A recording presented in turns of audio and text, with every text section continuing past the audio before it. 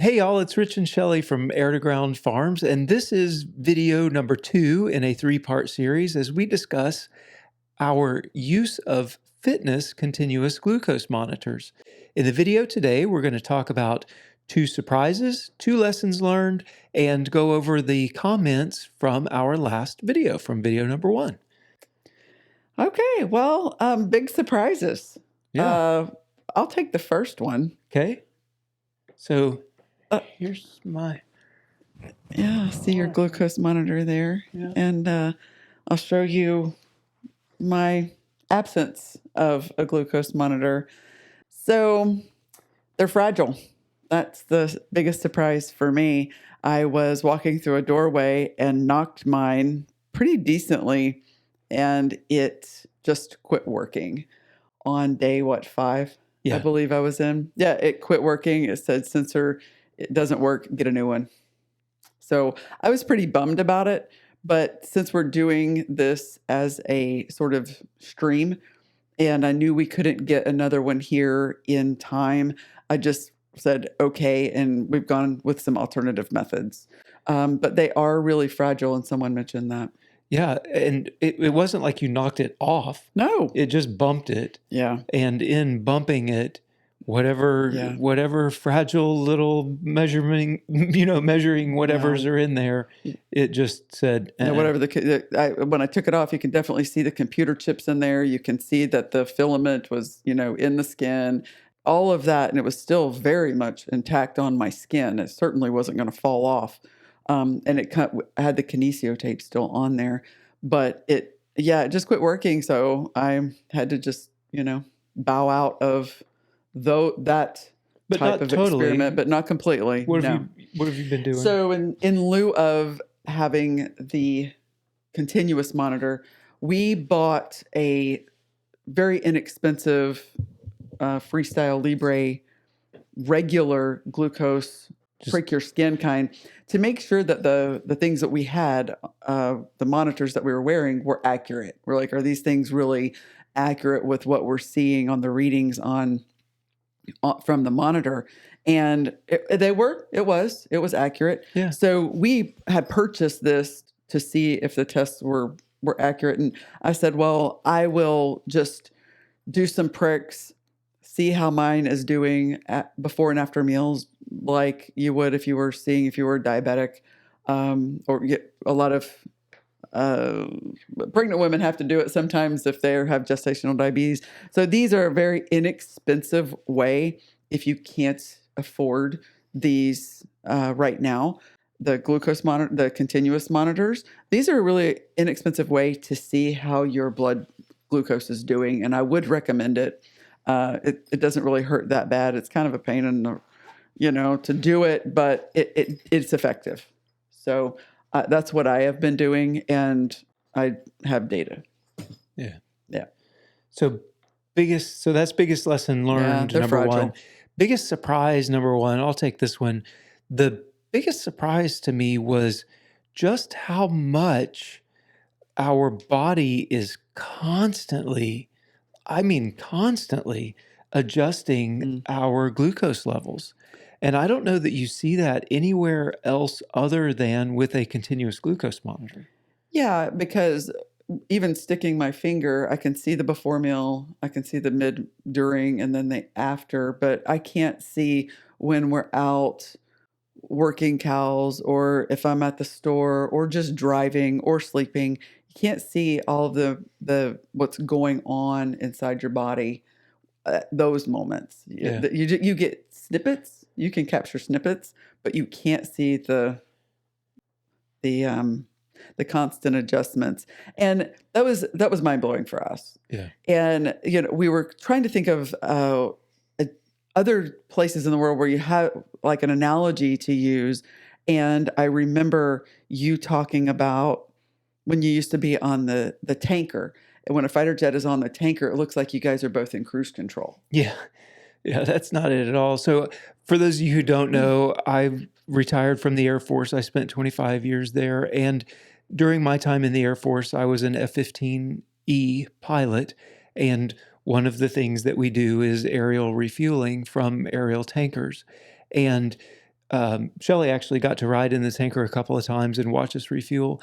And one of the things that she's talking about is while on the tanker, I I had two throttles. The F-15 was a twin engine fighter jet, and It I still would is. yeah, sorry, it still is a twin engine fighter Yeah. jet. When I was Uh, flying it yeah. is what I was talking Oh, about, and okay. the was for me it's in the past, but for those still flying Flying it it, it like still Hannah, is. it's Yeah. still in the present. But Yeah. one of the things is in learning how to stay connected to the tanker, we're constantly adjusting the throttles. And the way that I learned to do it, they called it just walking the throttles. And so I would between the left and the right throttle, I was constantly moving them, constantly. And it would be, you know, left up, right back, left up, right back, left back. And it was just this constant movement, like the Mm-hmm. entire time on the tanker, it would be constant. The only time I didn't do that is if we were really heavy, like say we had a combat loadout. At that point, I would have to bump the left one, I would bump it into, min afterburner, and then I could only adjust the right one. Mm-hmm. But that was it was a weird one for me because I really got used to just constantly walking the But throttles. what you're describing is a lot. I think is kind of how our bodies are working. So, um, whenever when you had a heavy loadout and you were heavy and you needed extra power Yeah, because of the thing that you were asking the machine to do, right. you gave it what it needed. Yep. And made small adjustments. Yeah. And what we're seeing on the glucose monitors is kind of that same thing. When you're really like working animals or running after something or just high need for an activity, Yeah. your body is giving it to you. So I was dismayed initially. Like I was sort of bummed because I'll put the pictures up. When I was catching ducks, we rehomed our ducks to a friend's house to put in their pond. Mm-hmm. And catching ducks, my glucose went up. And then working cows, my glucose went up. Building the sheep's paddock, there it goes, blood sugar levels back up again. And I'm like, man, I don't know what's going on. The app that we use, Ultra Human, it's got like this zone in it from 70 to 110. And, being a rather competitive person, I'm like, man, I bet I can keep my stuff right there in that 70 to 110 thing. And we eat a ketogenic diet, so I'm not going to be really spiking it with the food that I eat. And I bet it's going to just stay right in there, right in that 70 to 110. And like, man, it's up here. Now it's not huge. It's like 120 or 130. But like, I can't control that.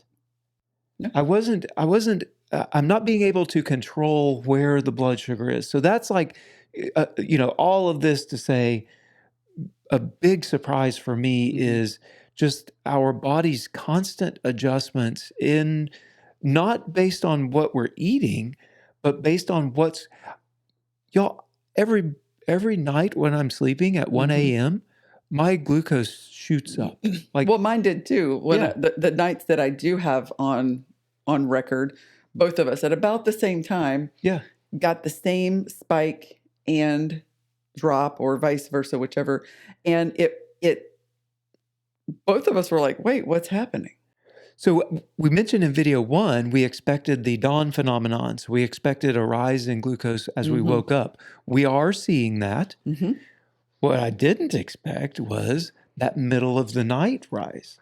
And Right. from the little bit of research that I've done on it, what it looks like is there's a hormonal response based on the different levels of sleep that you're in, and it will decrease your glucose. Mm-hmm. And then as you come out of that level of sleep, your body will react to it and say, "Oh, your blood sugars are getting low. Here's some blood sugar." Your liver will give you a shot, and here it comes. So a lot of that has to do, a lot of our dismay or our reaction to it just really comes from a place of ignorance or the lack of knowledge Yeah. on what we should have been looking for.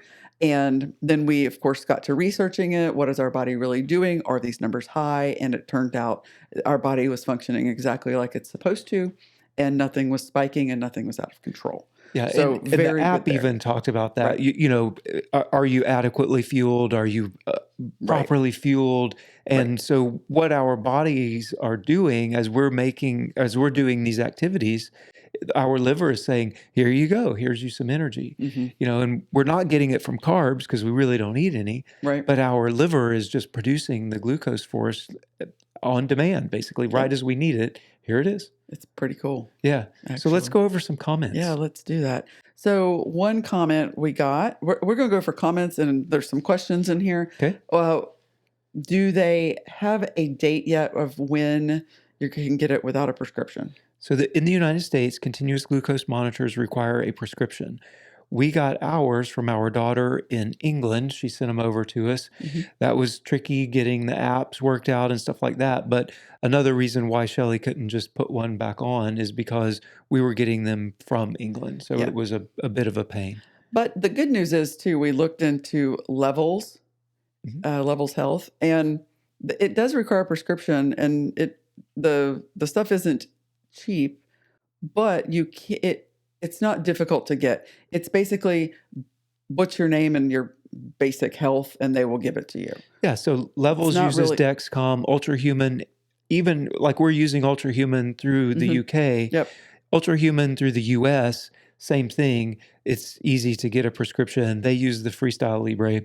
I think the pricing is about the same. It like Yeah. some of them require a monthly subscription and some of them don't. Like But Ultrahuman, you can do as we all know, like this thing was like $20. That yeah, didn't used to be the case. right. The prices are going to come down over time. It is a technology that is being widely used, and it will come down. So that So it's just a matter of the patience. direct answer to the question, when is it available in the US without prescription, is still summer of 2024. And Dexcom is at least advertised to be the first one, with the Freestyle Libre to follow shortly. And that's the best information we've got. Same comment that probably our blood glucose is going to be low and boring, and that kind of turned out to be true. It has pretty much been low and boring, but except for one instance, and I'll fill you in on that in just a second. Now, low and boring, though, I was a little bit freaked out because it does do these It, spikes and it's outside of that little bit very yeah, narrow range. that very narrow range is app specific to fitness Yeah. and trying to optimize your thing fitness wise. But as far as a healthy body is concerned in the medical industry, low and boring is pretty much what it is. That's fair. Alternative sugars. How has our bodies respond? How have they responded to the to alternative sweeteners? Yeah. So we've used so far allulose and erythritol are the two alternative sweeteners that we've talked about on multiple podcasts, Yeah. and we have eaten with the monitor on with no response at all to the artificial sweetener. Mm-hmm. Another question, or maybe we should kind of cover, was where's your reader? Someone was concerned that we didn't have a reader for the continuous glucose monitor. And on these, it's all through your phones. There is an app. Actually, there are two apps, and it's just directly wired to your phone, Bluetooth, basically. And so we use our phones as a reader, and that way we get constant stream of Yeah, data. not all phones work. Our newish iPhones are fine. There's a Freestyle Libre app. The phone Bluetooths to the Freestyle Libre. The app gathers all of the information. It's got about I think it's advertised 33-foot Bluetooth range. And then our Ultrahuman app talks to the Freestyle Libre app. I was a little apprehensive about getting the data and wearing this. I think I've mentioned to everyone I wasn't sure I wanted the information. The information turned out to be really good. I started actually liking it. Didn't weird me out in any way, which I was glad about that. I was kind of disappointed when the thing broke. because I was enjoying seeing what happens even when I'm sleeping and what's really going on. So if you are hesitant, I would say get one and try it and see how it does for you. I wouldn't mind having that information all the time, especially if it was cheaper. I Yeah. would do it if it was a little bit cheaper for sure. Yep. The stomach, if you're a stomach sleeper or a side sleeper and you're wearing it on that side of your body, it can affect your data coming in Yeah, at night. it's a compression thing, and it mashes on your arm. The pressure on your arm restricts the blood flow, and with the restricted blood flow, you don't get the glucose to that portion of your body. And the app can actually detect that, and it will tell you, I think there's a compression issue going on, change the way that you're sleeping. So the person who made that comment, absolutely spot on. And I have had to adjust the way that I fall asleep. I normally Hmm. fall asleep on my left side, and it would be compressing my left arm. After having babies, being pregnant, I sleep on my left side. I mean, it's just habit from just that's the way it happens. And so I was having kind of the same problem too. Mhm. I would probably put it on my right arm next time. Yeah. This should be interesting. I agree. Can't wait to see how it works. I agree. And then you can take the last one. Yeah, the one that first CGM was the Freestyle Libre. Sorry, I didn't like it at all. Took way too long to pair and start reading. I was always bumping my arm on things and knocked them off. Never using that one ever again. I currently use Dexcom and I like it so much better. And I feel like I would do the same thing. Yeah. And I totally experienced that. You were spot on. And here we are. Yeah. So I would for sure try the Dexcom. I think that the information coming in was good, but we don't know it against anything else. Yeah. We had another comment that said, I can't wait to see how it's going to do with showering and stuff like that. Hmm. So I'll just show you mine. Um, it Well, this stuff is kind of fraying a little bit, but we have more of these. And after taking mine off, that can be replaced very easily. Yeah. Come to find out, those little disc things are stuck on. So the kinesio tape, this is the tape that I put on. Hmm. It's fraying a little bit after a week of showering and farming, Oh and yeah. it's not no issues there at Hmm. all with the showering and such. So thank you so much for the comments and the inputs. If any other questions as we go in the next week, please keep them coming at us. If we've said something that has triggered another question, please ask and let us know. Um, Biggest surprise, number 2. We love to drink raw milk, right? And according to Ron Schmidt in his book, The Untold Story of Milk, he asserts that raw milk is the healthiest thing that you can drink. Healthiest food there is, yeah. Oh, the healthiest food there is. Okay. So I did a little experiment. Yep. And I had not eaten yet and drank a full pint of raw milk and to see what it would do. And oh boy, did it shoot up. It did. My glucose went from about somewhere in the 90 range straight up, pretty straight up on the graph is straight up to 240. That was pretty impressive. It came right back down and it was almost like I was at a glucose tolerance test for being pregnant. And it came right back down over time. My body responded exactly like it was supposed to. I was interested to find out that it didn't continue down.